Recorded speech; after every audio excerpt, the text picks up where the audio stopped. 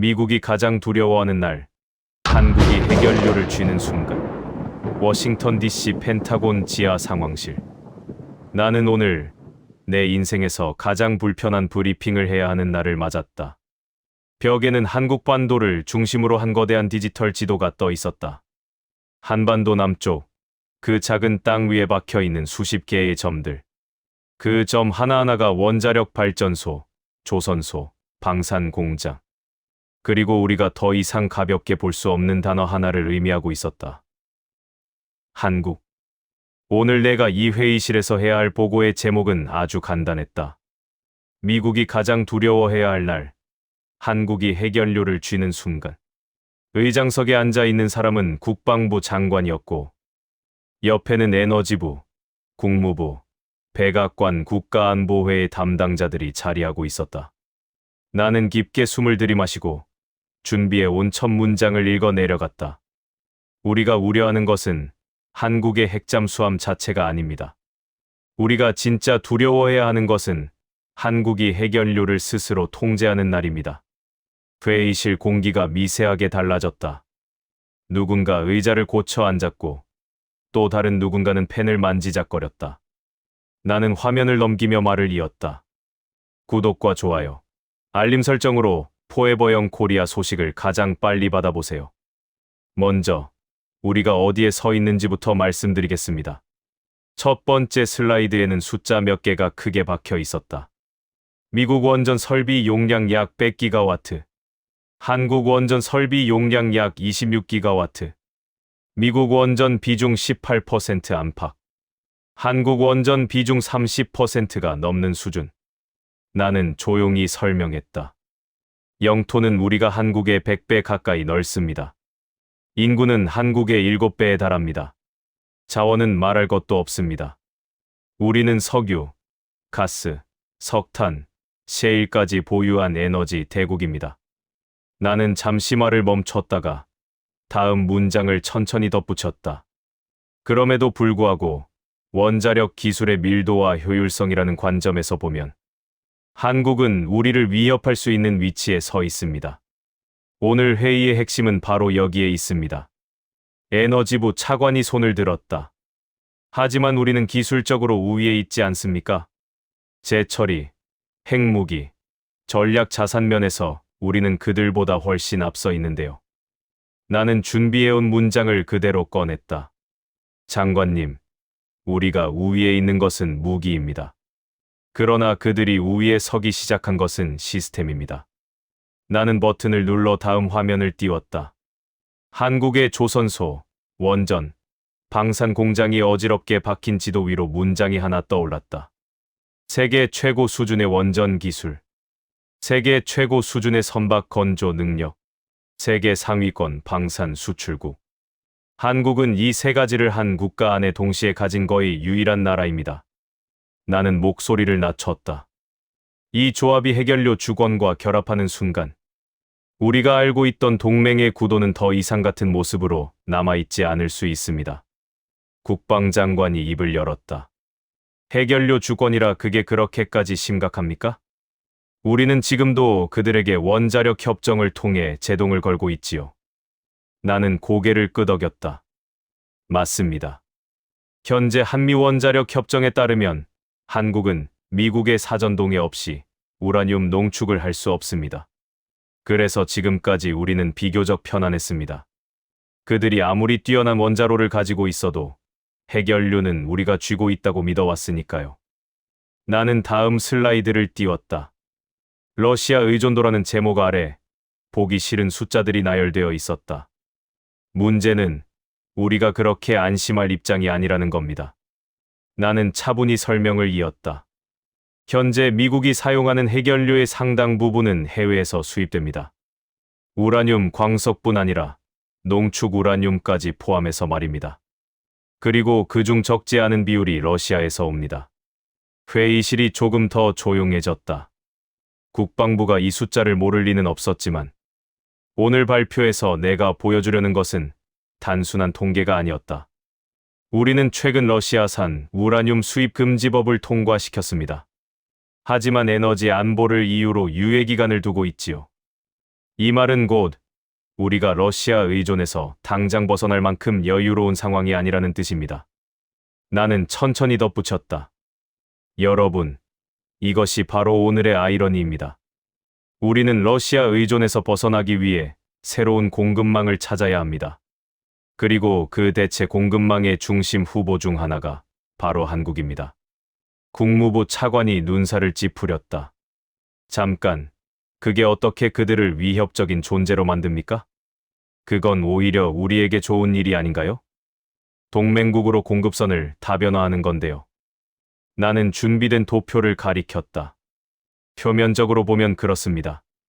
그러나 문제는 우리가 한국을 해결료 파트너로 키우는 그 순간, 한국 역시 해결료 주권을 향해 다가간다는 사실입니다. 나는 깊게 숨을 들이마시고 말을 이었다. 우리가 가장 두려워해야 하는 날은 한국이 우리와 멀어지는 날이 아니라 한국이 우리와 대등한 위치에서 협상 테이블에 앉게 되는 날입니다. 회의실에서 누군가 작게 한숨을 내쉬었다. 나는 그 소리를 듣지 못한 척 다음 페이지를 열었다.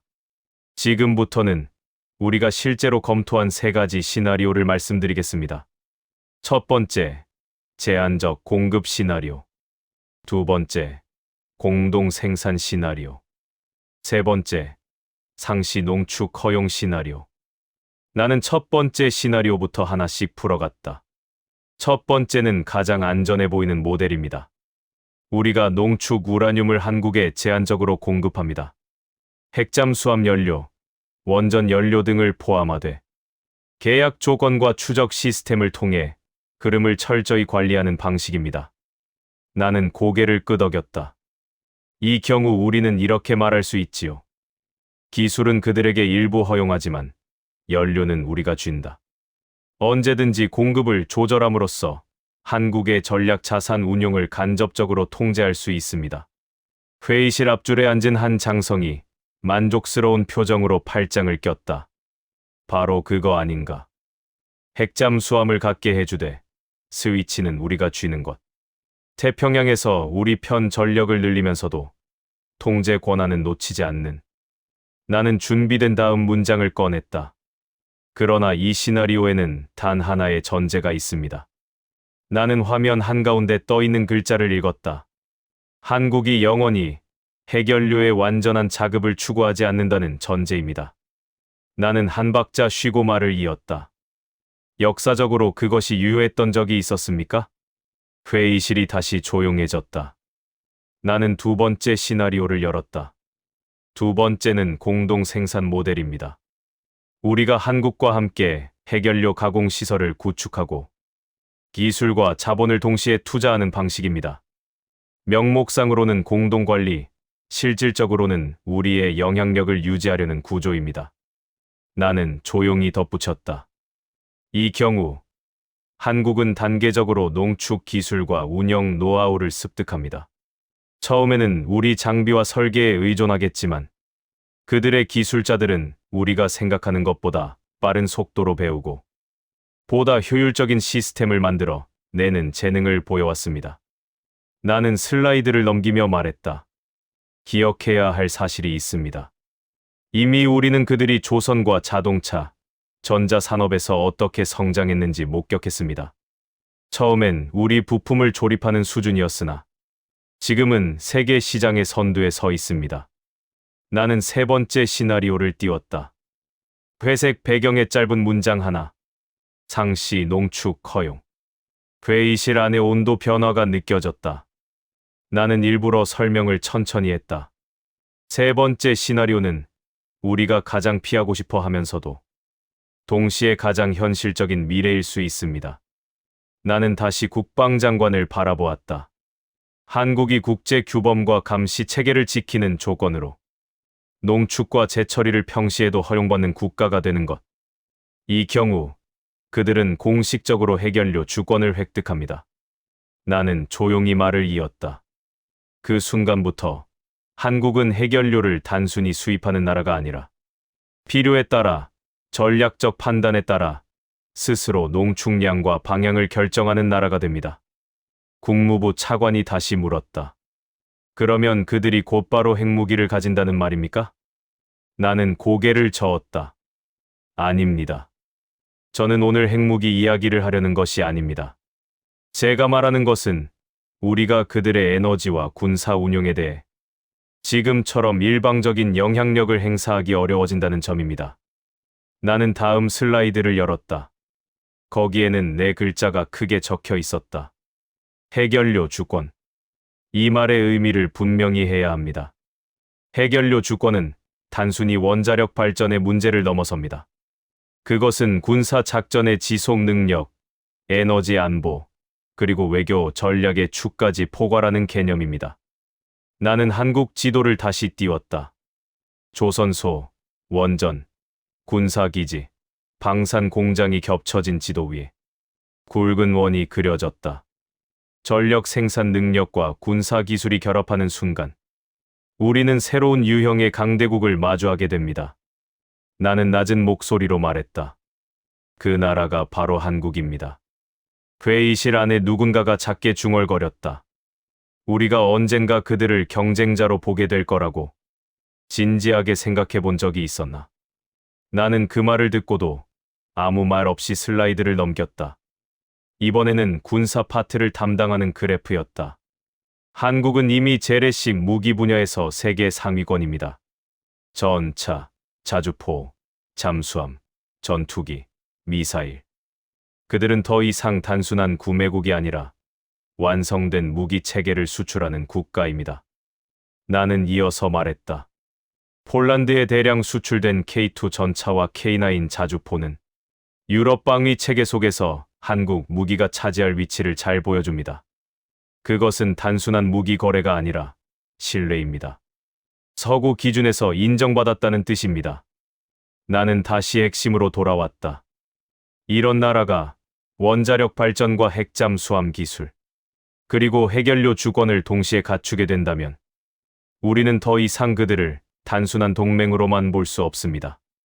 국방장관이 조용히 물었다.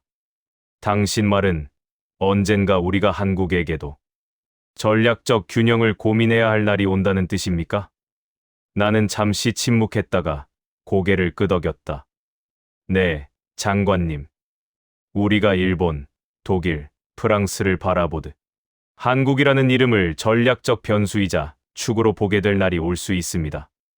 나는 마지막 슬라이드를 띄웠다. 거기에는 문장 하나가 크게 떠 있었다. 미국이 가장 두려워해야 할 날은 한국이 우리를 떠나는 날이 아니라 한국이 우리와 동등한 입장에서 핵연료를 쥐는 날이다. 나는 회의실을 천천히 둘러보며 말을 이었다. 우리는 한국을 오랫동안 보호해야 할 동맹으로 봐왔습니다. 우리가 해구산을 제공하고 그들은 그 안에서 번영하는 구조. 우리가 열쇠를 쥐고 그들은 우리의 안전 보장을 신뢰하는 구조 말입니다. 나는 숨을 한 번 고르고 다음 말을 덧붙였다. 그러나 한국은 더 이상 그 자리에 머무르려 하지 않습니다. 그들은 자신들의 기술, 조선 능력, 방산 역량을 기반으로 스스로를 지킬 수 있는 완전한 독립국이 되고자 합니다. 내 목소리가 조금 낮아졌다. 우리가 진짜 두려워해야 하는 것은 그들이 우리에게 등을 돌리는 배신이 아닙니다. 오히려 어느 날 그들이 진지하게 이렇게 말하는 순간입니다. 나는 허공에 떠 있는 듯한 한 문장을 천천히 그려 보였다. 이제 우리는 대등한 파트너로서 협상하겠습니다. 회의실 안은 숨소리만 들릴 만큼 조용해졌다. 나는 마지막으로 이 브리핑을 준비하며 내 머릿속을 떠나지 않던 문장을 꺼냈다. 우리가 자꾸 과거의 도식으로만 세계를 보려 할수록 새로운 강대국은 우리가 예상하지 못한 자리에서 자라납니다. 우리는 러시아와 중국만을 경계해왔지만 지금 이 순간에도 한국은 자신의 길을 걸어가고 있습니다. 나는 카메라를 향해 시선을 돌리듯 눈앞의 사람들을 바라보며 말했다. 미국이 가장 두려워해야 하는 날은 한국이 핵무기를 가지는 날이 아니라 한국이 핵연료를 완전히 쥐고도 여전히 자신의 길을 묵묵히 가는 날일지도 모릅니다. 나는 조용히 브리핑을 마무리했다. 그날 우리는 그들을 더 이상 단순한 동맹국이라 부를 수 없을 것입니다. 우리는 그들을 새로운 중심으로 인정해야 할지도 모릅니다. 그리고 그 중심에는 우리가 너무 오랫동안 과소평가해왔던 이름 하나가 서 있을 겁니다. 한국. 여기까지가 오늘 제가 보고 드린 미국이 가장 두려워해야 할 날에 대한 시나리오입니다. 여러분이 이 이야기를 어떻게 생각하든 한 가지 사실만은 분명합니다. 역사는 지금 천천히 방향을 틀고 있습니다. 그리고 그 방향 전환의 한가운데에는 우리가 생각했던 것보다 훨씬 더 강해진 한 나라가 서 있습니다. 그 나라가 바로 한국입니다. 오늘 분석이 도움이 되셨다면 구독과 좋아요, 알림 설정으로 앞으로 올라올 심층 스토리도 가장 먼저 만나보세요. 여러분의 한 번의 클릭이 이 채널이 더 깊이 있는 이야기를 계속 만들어가는 데 큰 힘이 됩니다. 감사합니다.